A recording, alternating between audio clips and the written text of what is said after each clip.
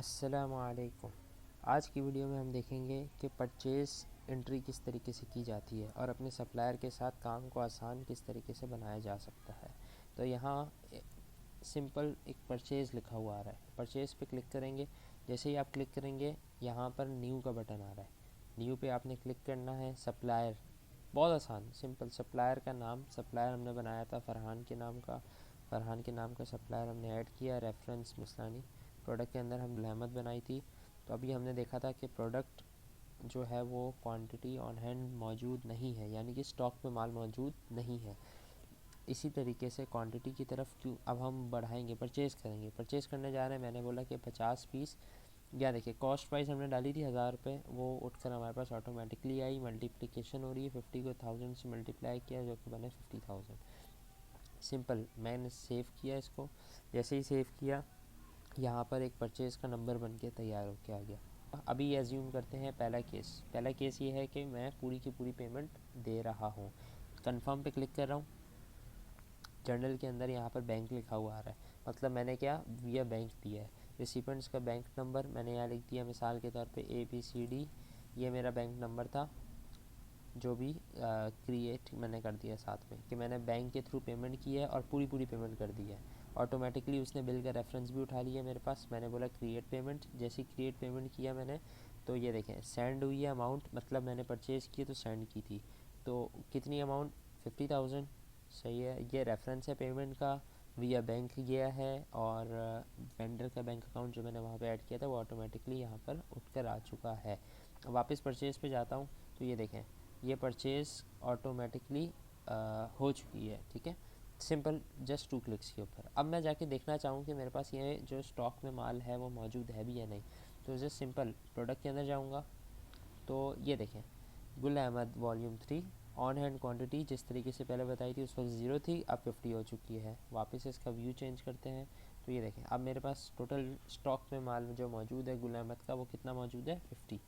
ठीक है, तो ये था कैश परचेज़, यानी कि फौरी अमाउंट आपने परचेज़ की, आपने दी और उसको परचेज़ कर लिया। ठीक है, अब दूसरा सिनेरियो, मैं वापस से न्यू पे क्लिक करता हूँ।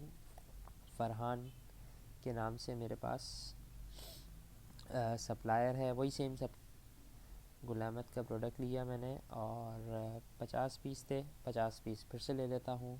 1000 के हिसाब से 50,000 बन के आ गए, 50,000 की अमाउंट मेरे पास यहाँ पर आ गई। अच्छा, दूसरा केस क्या था कि मेरे पास मैंने 50% अमाउंट पे कर दी, यानी कि 50,000 का आधा होता है 25,000। मैं कंफर्म ऑर्डर पे क्लिक करूँगा। सिंपल, यहाँ पर वही सेम चीज़ आई। मैंने बोला नहीं, इस बार मैंने कैश दिया है और 50,000 के बदले मैंने दिए हैं 25,000। तो 25,000 जैसे ही मैंने यहाँ लिखा तो यहाँ देखें पेमेंट का डिफरेंस यहाँ क्या उठ कर आ रहा है, 25,000 रुपीज़। यानी कि क्या हुआ कि 25,000 रुपये मुझे अब देने हैं बाद में, जो कि मेरे पास डिफरेंस उठ कर आया है। ठीक है, मैं जैसे ही क्रिएट पेमेंट पे क्लिक करूँगा तो होगा क्या कि जो सप्लायर है, सप्लायर कौन सिलेक्ट किया था मैंने, फ़रहान। तो फ़रहान के लेजर में, यानी कि फ़रहान के ऊपर मेरे पास एक एक लेजर खड़ा हो जाएगा, एक खाता खड़ा हो जाएगा कि 25,000 रुपये मुझे फ़रहान को देने हैं। ठीक है, तो क्रिएट पेमेंट पे जब मैं क्लिक करता हूँ तो ये देखें 25,000 रुपये की पेमेंट क्रिएट हुई है जो कि सेंड हुई है, मतलब मैंने दी है विया कैश, इस तारीख को दी है। और अब जो सामान है, क्वांटिटी, सामान क्वांटिटी जो है वो जाके चेक करते हैं ऑनलाइन क्वांटिटी कितनी मौजूद है। प्रोडक्ट पे जाऊंगा तो देखें 50 हमने पहले लिए थे जो कि कैश पे थी, अब सेकंड हम लोगों ने लिए 50 और। ठीक है, अभी लेकिन पेमेंट 50% दी है। अभी इस केस के अंदर 50% जो पेमेंट मैंने दी है वो तो पेमेंट का मामला है, लेकिन स्टॉक में मेरे पास माल मौजूद है। अच्छा, लेकिन अब एक सिनेरियो जो मैंने बताया था, ये सेकंड सिनेरियो, फ़रहान को मुझे 25,000 रुपये और देने हैं, ये आखिर किस तरफ शो होगा। देखिए अकाउंटिंग के मेन्यू में आपने जाना है और पार्टनर लेजर पे क्लिक करना है। जैसे ही पार्टनर लेजर पे क्लिक करेंगे तो ये देखें 50,000 रुपये की मुझे क्रेडिट अमाउंट देनी थी और मैंने 25,000 रुपये दे दिए, तो मेरे को 25,000 रुपये जो अमाउंट है वो बैलेंस माइनस में मौजूद है, यानी कि मुझे अब अमाउंट देनी है फ़रहान को। अब अगर मैं देने के लिए जाता हूँ तो या तो दो तरीके हैं, ये बिल लिखा हुआ आ रहा है, इस बिल पे जाकर क्लिक करने के बाद पे के बटन पे क्लिक करूँगा, यहाँ पर देखें खुद ब खुद 25,000 रुपये की अमाउंट उठ कर आ गई। मैंने इसको किया क्रिएट पेमेंट। जैसे क्रिएट किया तो वापस से अगर मैं लेजर पे जाके चेक करूं तो वो एम्प्टी हो चुका है, यानी कि फ़रहान को 50,000 रुपये की अमाउंट देनी थी और 50,000 रुपये की अमाउंट मैं दे चुका हूँ। इसी तरीके से थर्ड स्टेप वो ये, फ़रहान मेरे पास सप्लायर से मैंने गुल अहमद के नाम के, अब 25 की जगह हम करते हैं 5 पीस, जस्ट 5 पीस लिए, 5,000 रुपये की अमाउंट है।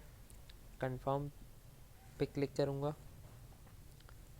जस्ट अब यहाँ पर मैंने कोई अमाउंट नहीं दी, कम्प्लीटली मेरे पास खाते में मौजूद है। कहने का मकसद ये कि 5,000 रुपये जो अमाउंट मुझे देनी थी उसका माल मेरे पास आ चुका है, आप बिल बना दो, लेकिन जो अमाउंट है पेमेंट वो मैं बाद में दूंगा। कहने का मकसद जो सेल हो जाएगी उसके बाद। जैसे ही यहाँ पर देख रहे हैं डिस्कार्ड या फिर क्रॉस का बटन, दोनों में से कोई भी एक प्रेस कर लें आप। डिस्कार्ड पे क्लिक करूँगा तो मेरे पास माल आ चुका है। ये मुझे कैसे पता चलेगा? वही सिंपल तरीका, प्रोडक्ट के अंदर जाऊँगा, ये देखें 105। अच्छा, अब मुझे लेजर देखना है, तो लेजर कैसे मैं देख सकता हूँ? अकाउंटिंग पे आना है, पार्टनर लेजर, ये देखिए फ़रहान को मुझे 5,000 रुपये देना है, ऑटोमेटिकली यहाँ पे लिखा हुआ। अब ये सिनेरियो है पूरा कंप्लीट जो कि परचेज़ का है। 3 सिनेरियोस पर बात हुई। नंबर 1 सिनेरियो कि आप 100% डाउन पेमेंट कर दें। कहने का मकसद जैसे ही आपने परचेज़ की है और उसी वक्त आपने माल भी ले लिया और उसी वक्त आपने 100% अमाउंट पे कर दी। दूसरा केस मैंने आपको समझाया है कि 25 और 50% अमाउंट आपने पे की है, 50% आप बाद में पे करेंगे। इसी तरीके से परसेंटेज वेरी कर सकती हैं ऊपर नीचे। और तीसरा सिनेरियो मैंने आपको बताया कम्प्लीटली क्रेडिट पे आपने माल लिया है। माल जैसे ही बिकेगा या पेमेंट जब आप के पास सेल हो जाएगी उसकी प्रोडक्ट की, तो आप बाद में दे देंगे।